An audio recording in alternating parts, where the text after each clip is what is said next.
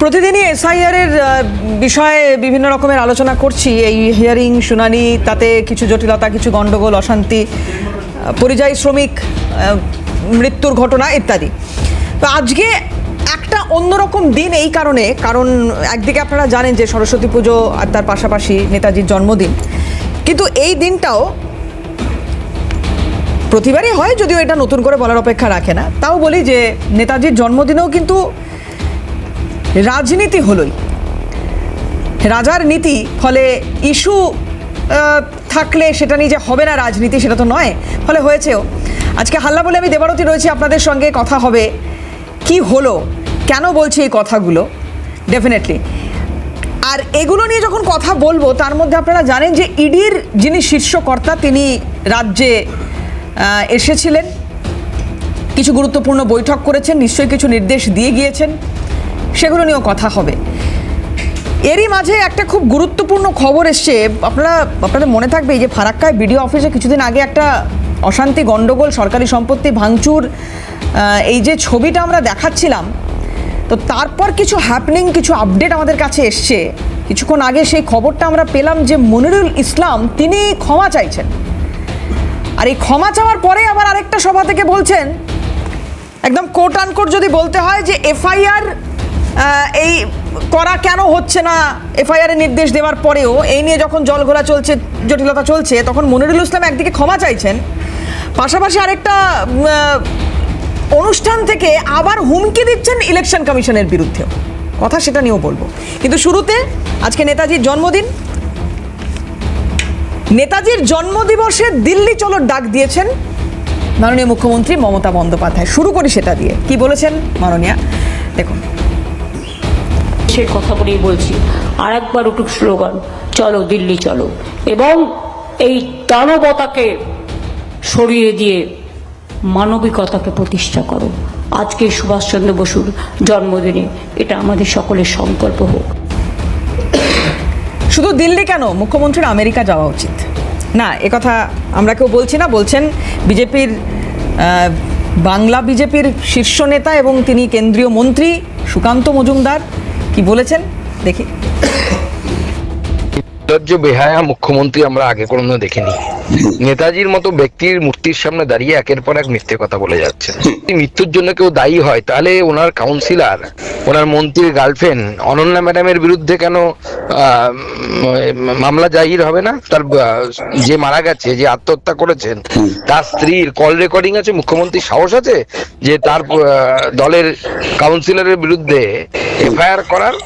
সাহস আছে যে এই যে 26,000-এর চাকরি চলে গেল, কত পরিবার দুশ্চিন্তায় দিন কাটালো, কত জনের জীবন চলে গেল, একজন আদিবাসী শিক্ষক তিনি মারা গেলেন টেনশনে, তো তার দায় মুখ্যমন্ত্রী মমতা বন্দ্যোপাধ্যায় নিয়েছে, আমি এফআইআর হয়েছে। আর মুখ্যমন্ত্রী দিল্লি যাওয়ার তো যান না, দিল্লি কেন, আমেরিকা চলে যান, এরপরে রাজ্যের বাইরেই থাকবেন উনি।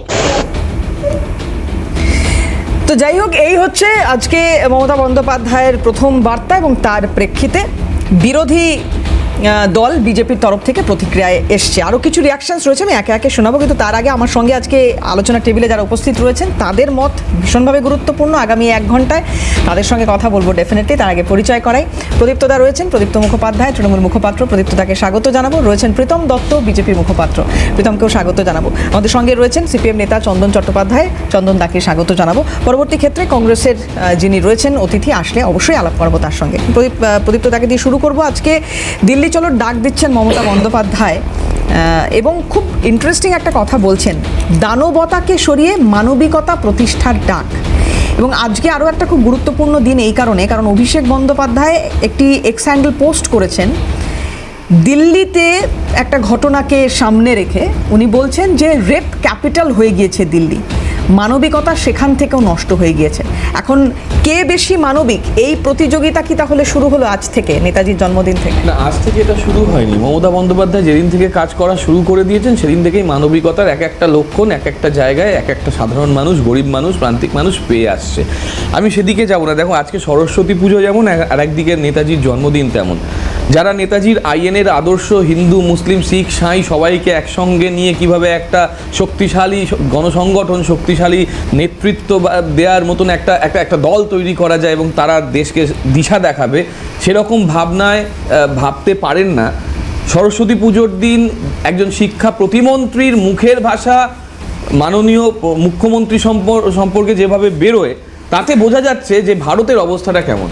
খুব পরিষ্কারভাবে বোঝা যাচ্ছে যে একজন মুখ্যমন্ত্রী তিনি তার বক্তব্য রেখেছেন, যে বক্তব্য পাল্টা বক্তব্য যৌক্তিকতা বা অযৌক্তিকতা যা হোক দিয়ে কাটা যায়। শিক্ষা প্রতিমন্ত্রী যে শব্দে মুখ্যমন্ত্রী মমতা বন্দ্যোপাধ্যায়কে, একজন মহিলা মুখ্যমন্ত্রী, তাকে সম্বোধন করলেন, সেটা দিয়ে পরিষ্কার বোঝা যাচ্ছে যে পশ্চিমবঙ্গের থেকে তিনি জিতে শিক্ষা প্রতিমন্ত্রী হয়ে পশ্চিমবঙ্গকে তো কোনো দিশা দেখাতে পারেননি। বিশ্বভারতীতে আজ অবধি কটা অনুদান দিয়েছেন একটু দেখিয়ে দিতে বলুন তো। ইউজিসি তো একটা টালমাটাল অবস্থায় হয়ে রয়েছে, ফলে ইউজিসির তথ্য পাবো না আমরা।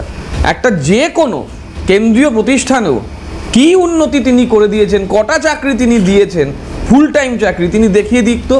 ওদিকে দিল্লি বিশ্ববিদ্যালয় যেভাবে রিক্রুটমেন্টের নামে যা চলছে, জেএনইউতে যেভাবে যা চলছে, সেগুলো নিয়ে তো আমরা ওরকম শব্দ ব্যবহার করবো না ওনার সঙ্গে।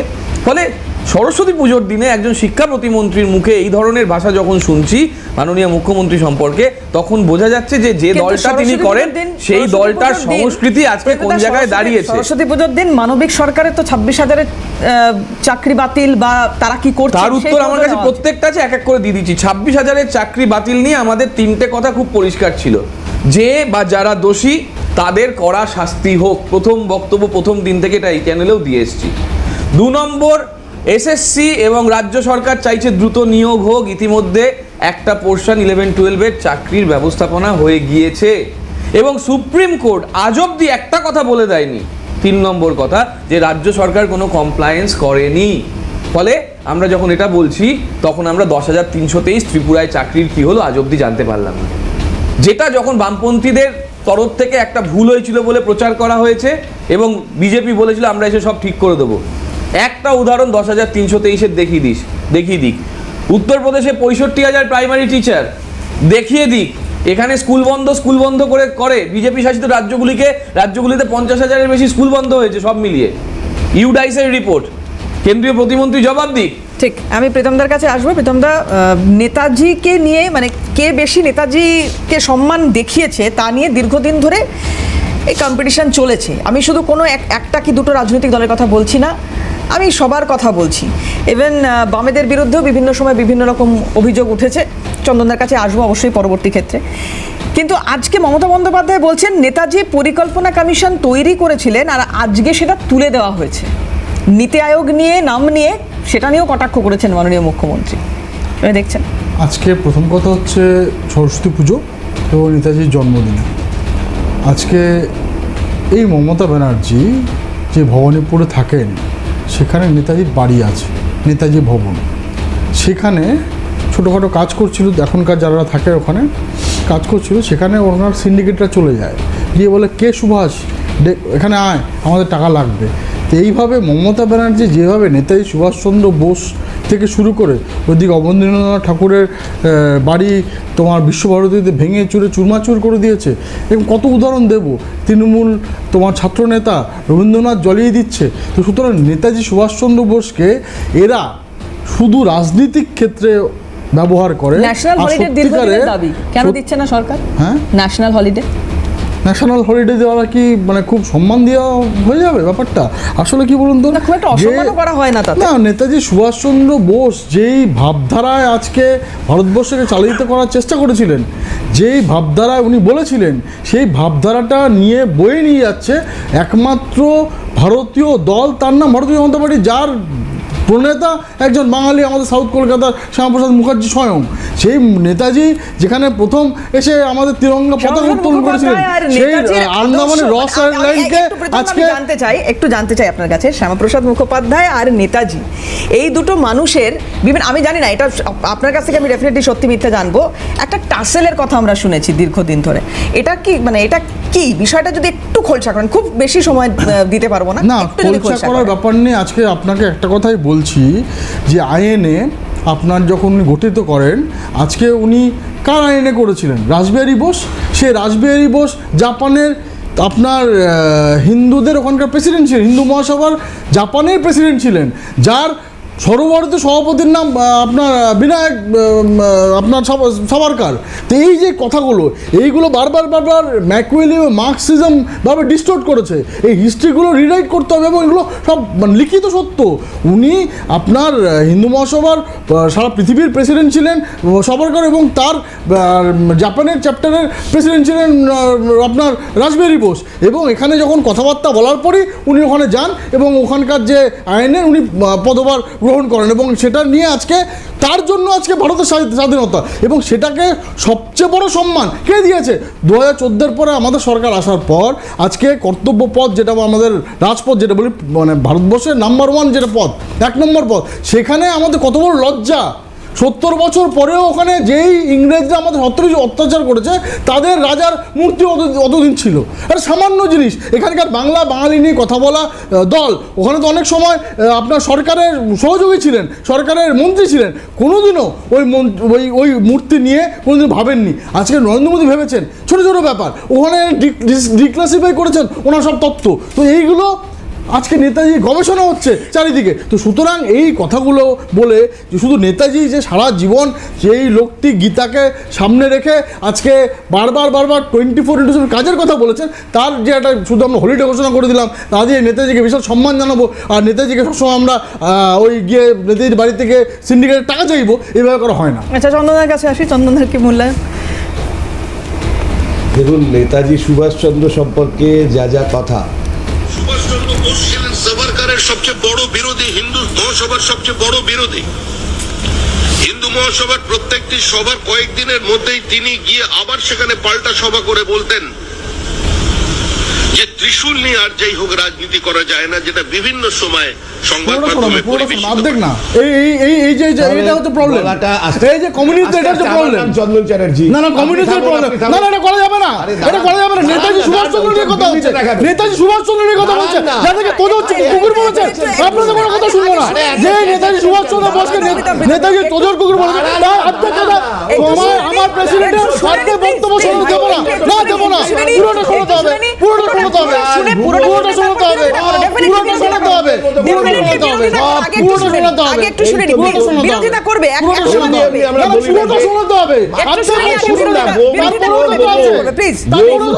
এবং গোবর এই দুটো নিয়ে রাজনীতি করতে এই দুটো নিয়ে রাজনীতি করতে এমন জায়গায় দাঁড়িয়েছে, দাঁড়ান না, আরে ওই তো কথাই বলতে দিচ্ছেন না, আমরা কথা শুনবো না, আপনারা কথা কে শুনতে এসছে? আরে দাঁড়ান, আপনি চেঁচাচ্ছেন কেন? দাঁড়ান, কথাটা বলতে দিন, সভ্যতা বজায় রাখুন। আপনার কথা আপনি বলেছেন, আমি তার উত্তর দিইনি। আগে তার সরি চান, সরি চান, দাঁড়ান, কোনো সরি চান। আপনার সভাপতি শ্রমিক ভট্টাচার্যের গলা এই কমিউনিস্টরা, এই কমিউনিস্টরা নেতাজি সুভাষচন্দ্র বোসকে দলের কুকুর বলেছিল, এই কমিউনিস্টরা তারা এখানে আত্মে কথা শুনিয়ে কোথাও ঘুরিয়ে দিচ্ছে। এটাই করে আসছে, এটাই করে আসছে বারবার, এটাই করে আসছে বারবার। প্লিজ একটু থামাই। প্রীতম চন্দন এক মিনিট, চন্দন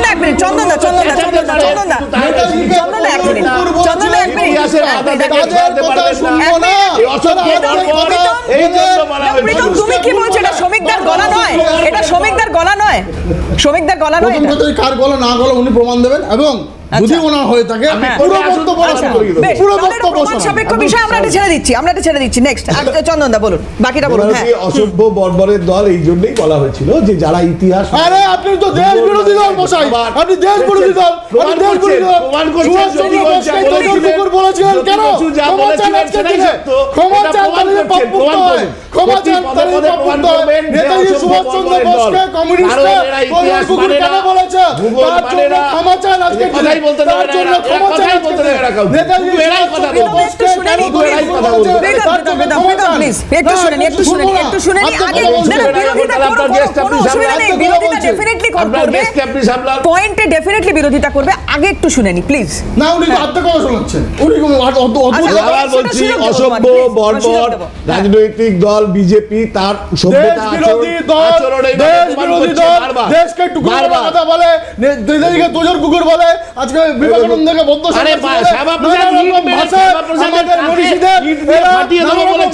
আক্রমণ করেছে।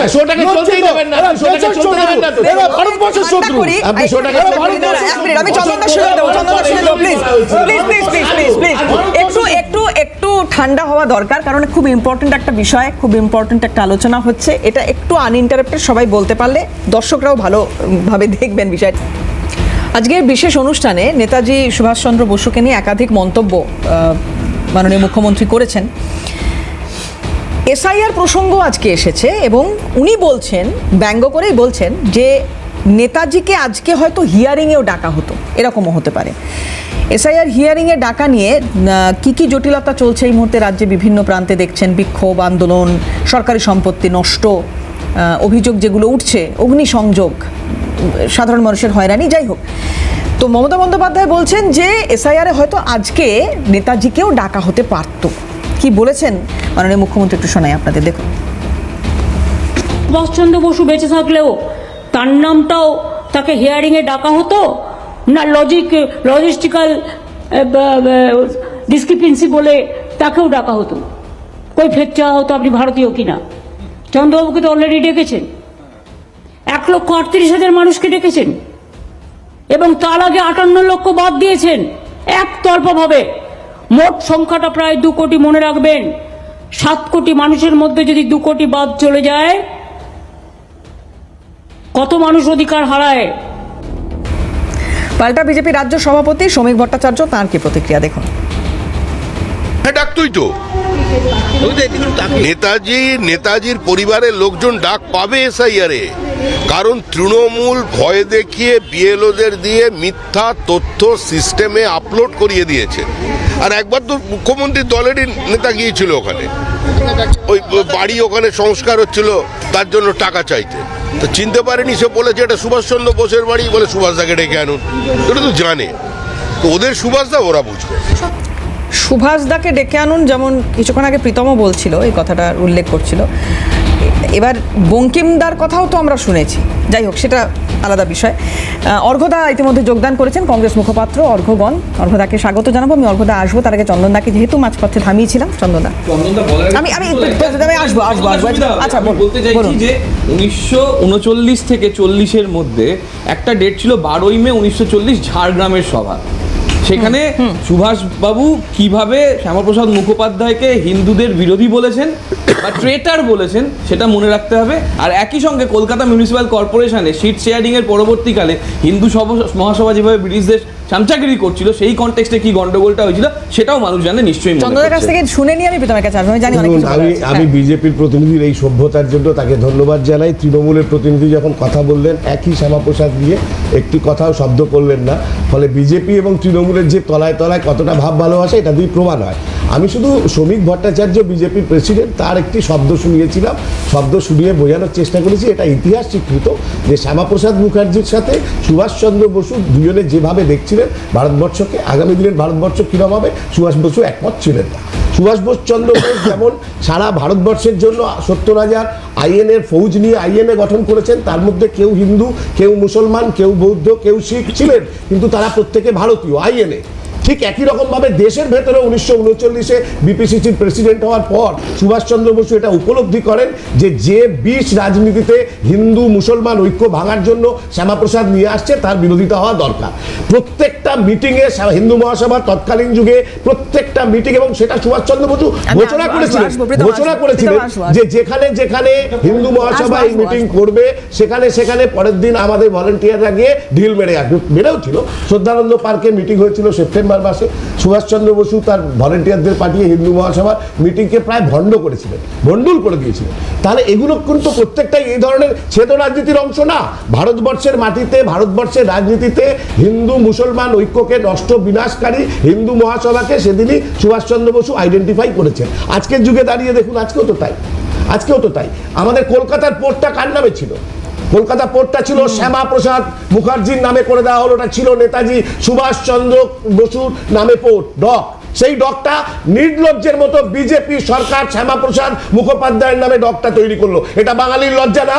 এটা নিয়ে তৃণমূল কংগ্রেস একদিনের জন্য রাস্তায় নামে না। আর নেতাজির জন্মদিনে না যারা সুভাষদার বাড়ি থেকে চাঁদা চাও বলে সুভাষদাকে ডেকে দিন বলে, তারা প্রত্যেক বছর এই একই সরস্বতী পুজো এনে কুচো কুচো হৌবিত, আর এদিকে নেতাজির জন্মদিন হলে নেতাজি জিন্দাবাদ করতে লাগে। কিন্তু চোখের সামনে কলকাতা পোর্ট শ্যামাপ্রসাদ মুখার্জির নামে করে দিল নেতাজি সুভাষচন্দ্র বসুর নাম থেকে। এটা লজ্জার নয়? তারপরে আসবো অর্ঘদার কাছে। হ্যাঁ, দেখুন, আমি বারবার বললাম কমিউনিস্টরা কিভাবে কি মিথ্যে বারবার কথা বলে। বলে?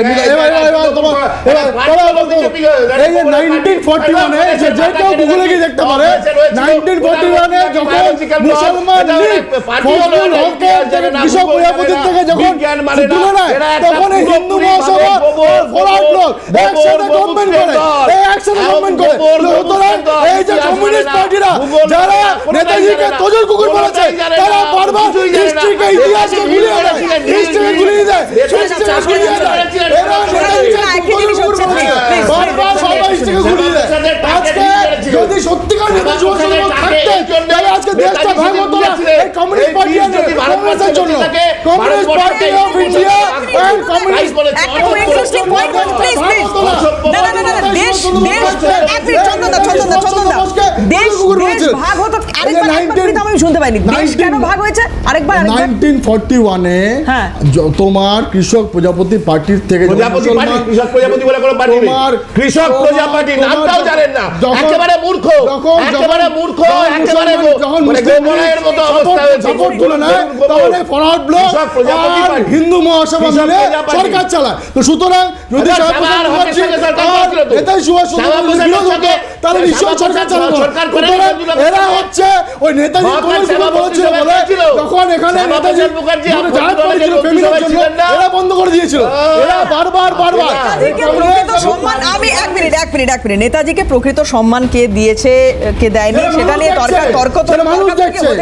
তর্কাতর্কি হতে পারে, কিন্তু আমি অর্ঘদার কাছে আসবো। কিছুক্ষণ আগে একটা অভিযোগ হচ্ছে 70 বছর ধরে ওই রাস্তাটা সেটা একজন বিদেশির নামে নামাঙ্কিত হয়ে রইল। কি করলেন আপনারা? না 70 বছর ধরে ওই রাস্তা নামাঙ্কিত হয়ে রইল, সেটা ঠিক আছে যে এখনো চেঞ্জ হয়নি, তো পরিবর্তনের পরে নিশ্চয়ই দিদিমণি চেঞ্জ করবেন, সেটাও করেননি, এখন তো ওনারা আছেন।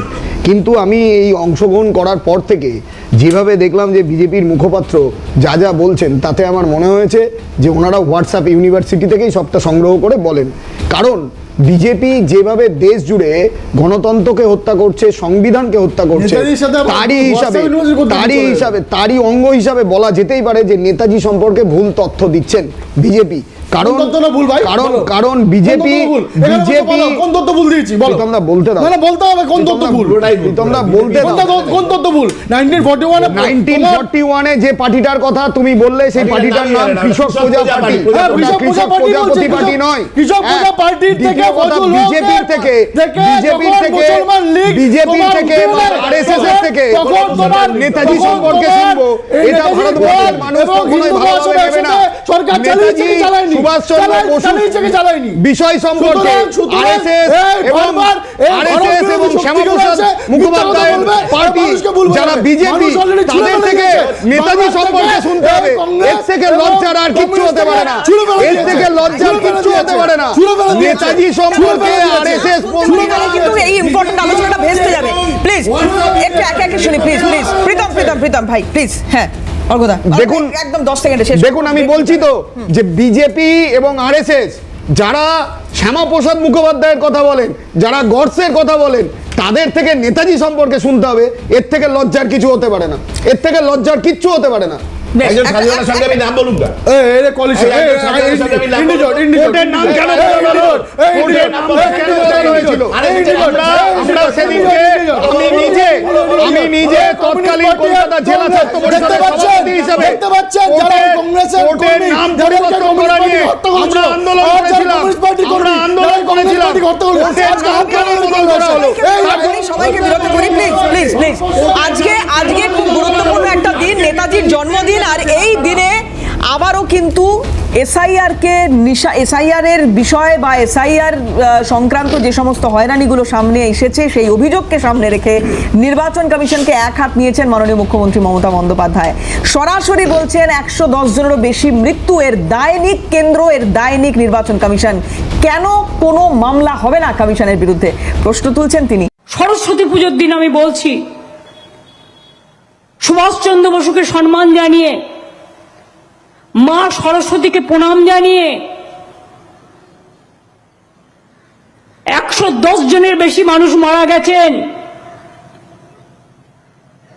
রোজ 3-4 জন করে আত্মহত্যা করছেন, ভয়ে মারা যাচ্ছেন। কেন ইলেকশনের বিরুদ্ধে কেস হবে না? এত মৃত্যুর দায় ইলেকশন কমিশনকে নিতে হবে এবং গভর্নমেন্ট অফ ইন্ডিয়াকে নিতে হবে। পার্টির নাম আমি নাইবা বললাম, এবং হসপিটালে আজও মৃত্যুর সাথে লড়াই করছে আরো 40-45 জন। এদের জীবন নয়। কমিশনের বিরুদ্ধে লাগাতার অভিযোগ করছে তৃণমূল নেতৃত্ব, রাজ্যের শাসক দল এবং কিছু কিছু ক্ষেত্রে বাম বা কংগ্রেস তারাও পথে নেমেছে। আনপ্ল্যান্ড ওয়েতে এসআইআর করা, হয়রানি ইত্যাদি অভিযোগকে সামনে রেখে আমরা দেখছি লাগাতার সেটা চলছে।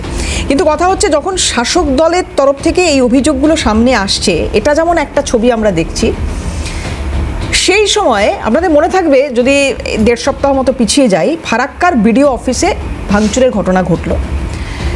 সরকারি সম্পত্তি সেখানেও কিভাবে ভাঙা হয়েছে সেই ছবি আপনাদের নিশ্চয়ই মনে থাকবে। তো এই ঘটনার পরে 6 জনকে অ্যারেস্ট করা হয়। সেই 6 জনের মুক্তি হলো, তারা জামিনে মুক্তি পেলেন, তাদের ওপর পুষ্পবৃষ্টি হলো, তাদের গলায় মালা পরানো হলো, তাদেরকে সাদরে দলের শীর্ষ নেতৃত্বের নামে জয়ধ্বনি করতে করতে বার করে নিয়ে আসা হলো।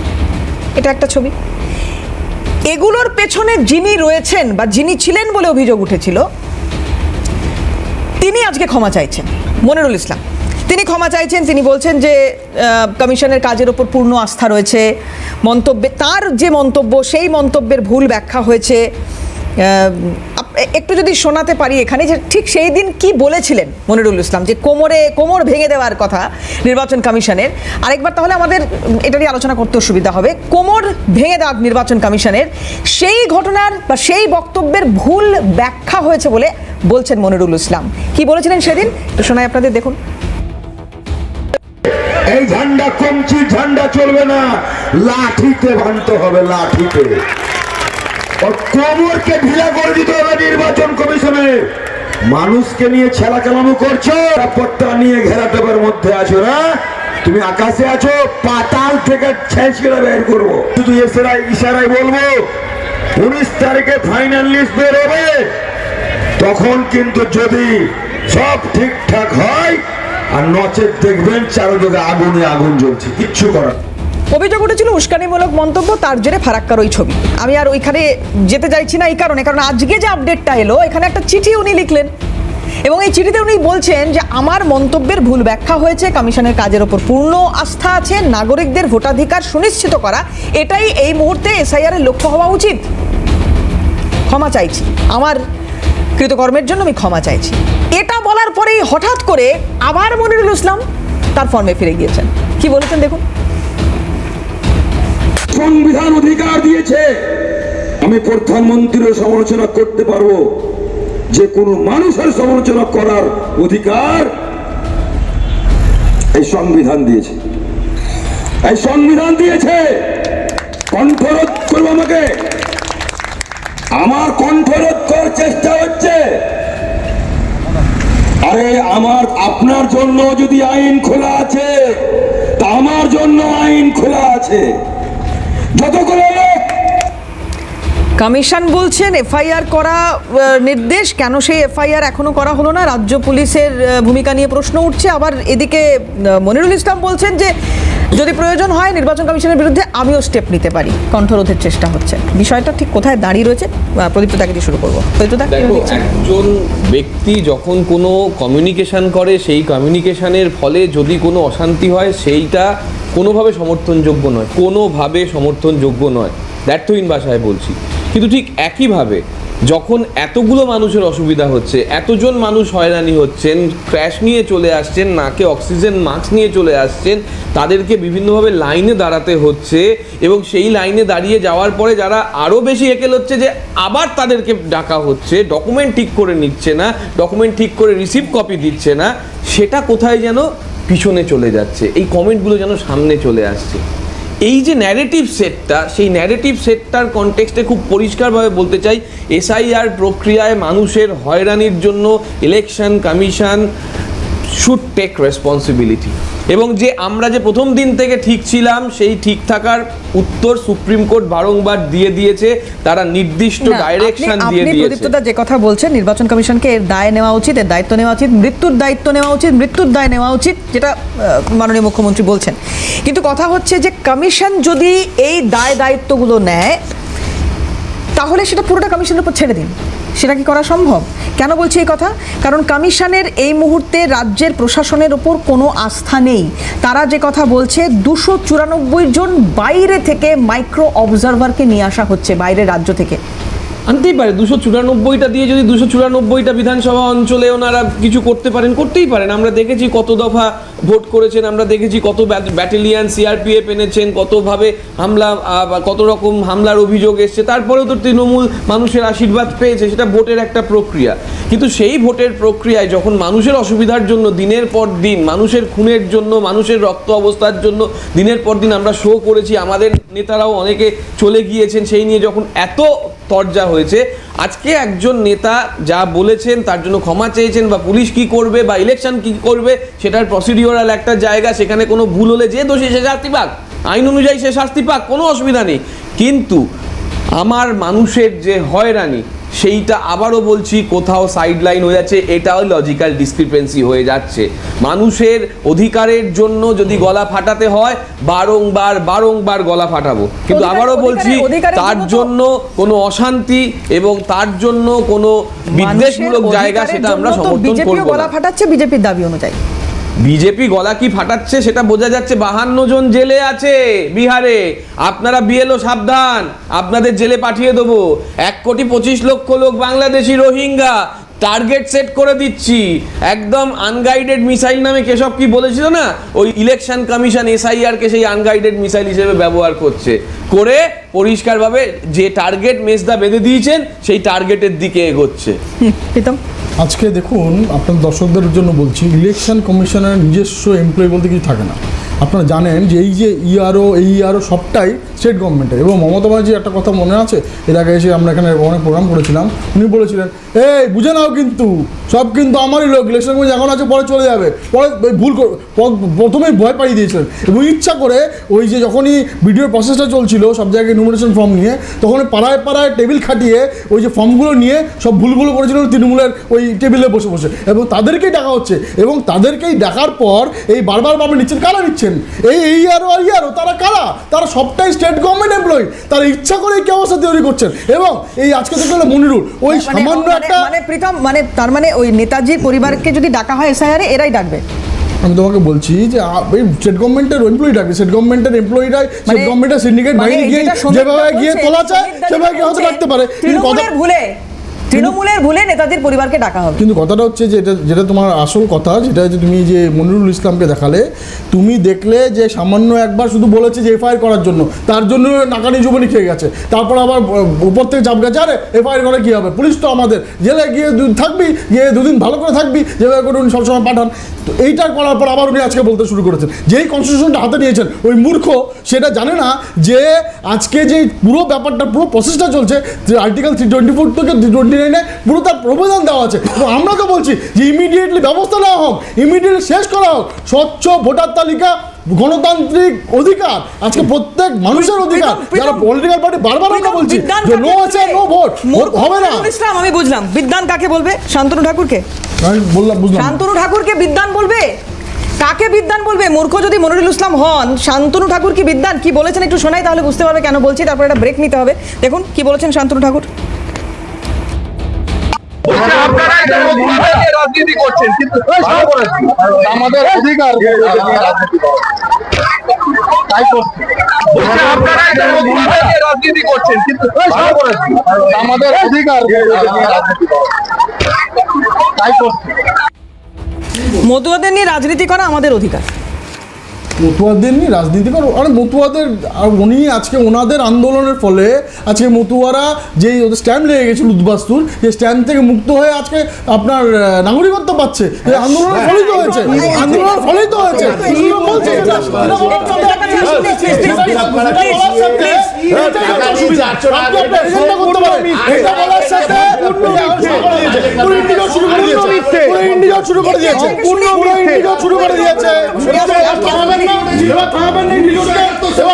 একটু শুনে নি অর্ঘদার বক্তব্য একটু শুনে নি। হ্যাঁ অর্ঘদা।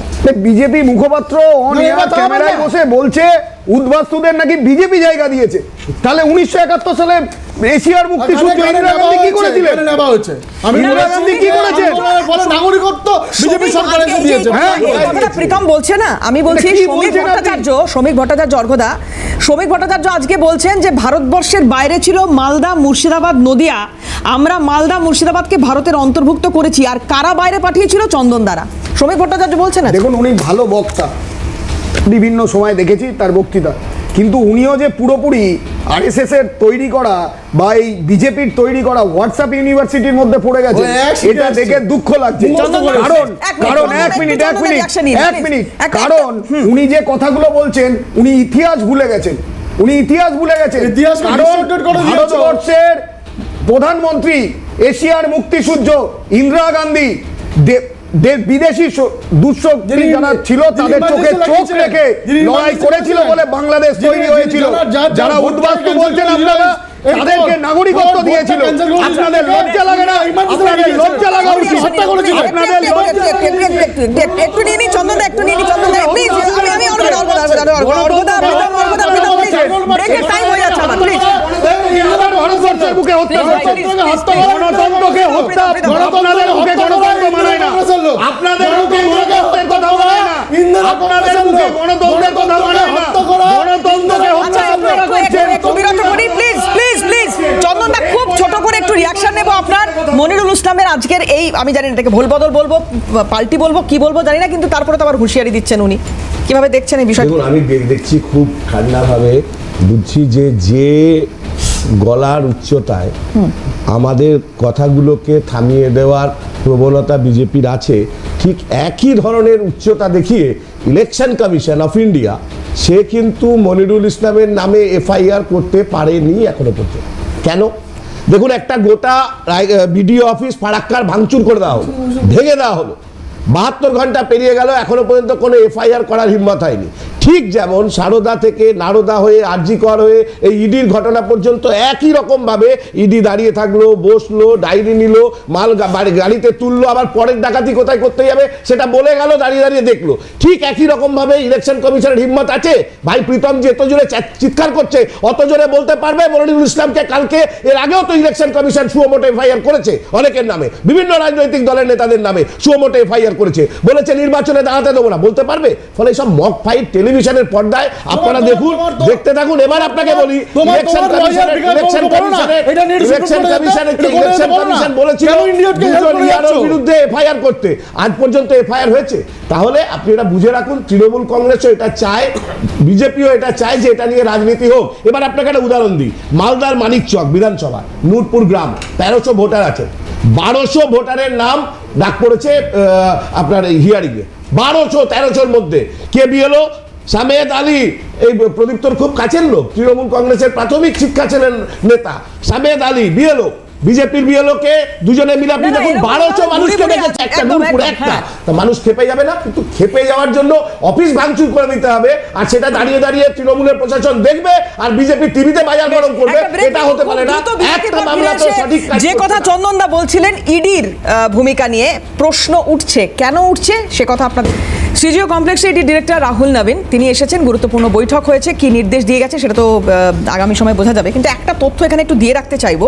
এটা হচ্ছে 2025-এর অগাস্টের একটা তথ্য দিচ্ছি, যেখানে রাজ্যসভায় তৃণমূল সাংসদ সাকেত গোখলে তার একটি লিখিত প্রশ্নের উত্তর, সেই উত্তরে কেন্দ্রীয় অর্থ প্রতিমন্ত্রী বলছেন 2015-র 1 জানুয়ারি থেকে 2025-এর 30 জুন পর্যন্ত prevention of money laundering act গত 10 বছরে মোট 5892টি মামলা দায়ের করেছে ইডি। এর মধ্যে মাত্র 8টি মামলার রায় সাজা ঘোষণা হয়েছে 15 জনের। এর অর্থ আর্থিক তছরূপের মামলায় ইডির সাফল্যের হার বা স্ট্রাইক রেট হলো 0.13%। প্রদীপ্ত দাকে দিয়ে শুরু করব, কিভাবে দেখছেন?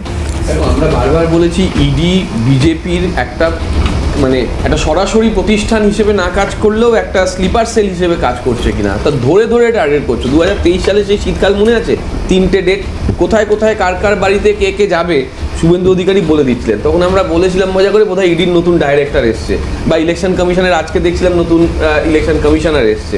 ফলে ওরা যা বলে ইডি, সিবিআই, ইলেকশন কমিশন তাই করে। এইটা তো মানুষের কাছে সন্দেহ হয়ে যাচ্ছে। কিন্তু চন্দনদা কিছুক্ষণ আগে অভিযোগ করছিলেন যে একটা অদ্ভুত সেটিং। আচ্ছা, সেটিংয়ের সঙ্গে সঙ্গে প্রতিনিয়ত আমাদের এই 2020 সাল অবধি যে সমস্ত অভিযোগগুলো এসেছে, তারপর তো আর কোনো অভিযোগ নেই। সেই সময় শুভেন্দু অধিকারী আমাদের দলে ছিলেন, বিজেপি তাকে চোর বলেছে। তারপরে যখন বন্ধ হয়ে যাচ্ছে, মানুষ কি ন্যারেশন করবে যে অ্যাকচুয়ালি শুভেন্দু অধিকারী চোর ছিল বলে সমস্ত কিছু বোধহয় বন্ধ হয়ে যাচ্ছে, বাকি বোধহয় আর কিছু নেই। সেজন্য কেউ নিয়ে ওরা আজকে বড় বড় পদে বসিয়েছে, তারাই বোধহয় সব থেকে চোর ছিল। এই সন্দেহটা তো বিজেপি তাদের মধ্যে তৈরি করেছে। আর তৃণমূল তো বারবার বলেছে যে বা যারা দোষী তাদের শাস্তি দাও, কোনো যায় আসে না। কারণ আমরা যেটা রাজনীতি করি স্বচ্ছভাবে সবার সামনে করি, আমাদের মানুষের জন্য কাজ করার দায়বদ্ধতা আছে, উত্তর দেওয়ার দায়বদ্ধতা আছে। কিন্তু এই যে আমাদের দাগিয়ে দেওয়া বারবার এই ন্যারেটিভ করে তো আখেরে ওরা জিরো হচ্ছে। চন্দনদা এসআইআর আমি বেঁচে থাকতে হবে না হলো, সিএএ এনআরসিতে ওনার 6জন এমপি তখন শুটিং করছিলেন, ভোট দিলেন না পার্লামেন্টে বিরোধিতা, বাকিরা তো দিয়েছে, বাকিরা দিয়েছে, 6জন দিলেন না কেন? না দেওয়াটাও তাদের অধিকার। ওয়াকফের জন্য দিল্লিতে যান আন্দোলন করতে, পশ্চিমবাংলায় কেন আন্দোলন করছেন? এগুলো কার কথা? এগুলো তৃণমূল কংগ্রেসের কথা, এগুলো তৃণমূল কংগ্রেসের স্ট্যান্ড। আজকেও দিল্লি চলো। তাহলে সেই স্ট্যান্ডের জন্যই এই বারবার আপনি এবার চলে আসুন। রাজীব কুমার, সীমা আহুজা, এসব তো অনেক শুনলাম। সারদা থেকে শুরু করে সন্দেশখালী পর্যন্ত কোমরে দড়ি বাঁধবে, ঘোরাবে। একটা কেসের বিচার হয়েছে উল্টে, বালুবাবু বাইরে বাড়িতে পাঠার মাংস খাচ্ছেন, পার্থবাবু কচি পাঠার মাংস খাচ্ছেন, সবাই তো বাইরে। ফলে এরপরে আর কি বলবে বাংলার মানুষ? কি বোঝে না যে এখনো আপনি ইলেকশন কমিশনের অফিস ভাঙচুর করে দিয়ে আসবে, এখনো এফআইআর করার হিম্মত হয় না, অথচ দলে দলে লোককে 6টা ছেলে দেখলেই, যদিও নরেন্দ্র মোদী 6টা ভাই।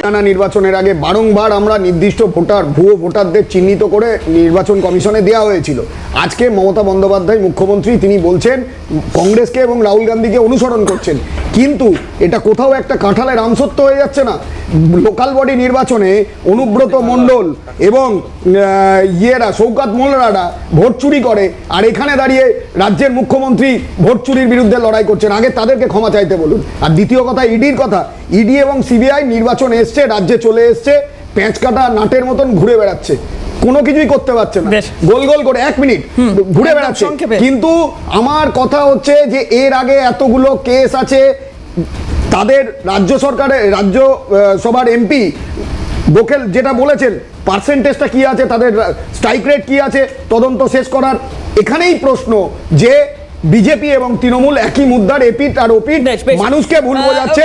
কংগ্রেসই পশ্চিমবঙ্গে বিকল্প শক্তি, কারণ বাংলার ভোট বৈতরণী পেরোতে তাহলে কেন্দ্রীয় এজেন্সিগুলোকে লাগছে এই অভিযোগ। মানুষকে সাথে নিয়ে কংগ্রেস কর্মসংস্থান। প্রথম কথা হচ্ছে আজকে জাজমেন্টটা বাংলা করার ইডি দেয় না, দেয় কে কোর্ট।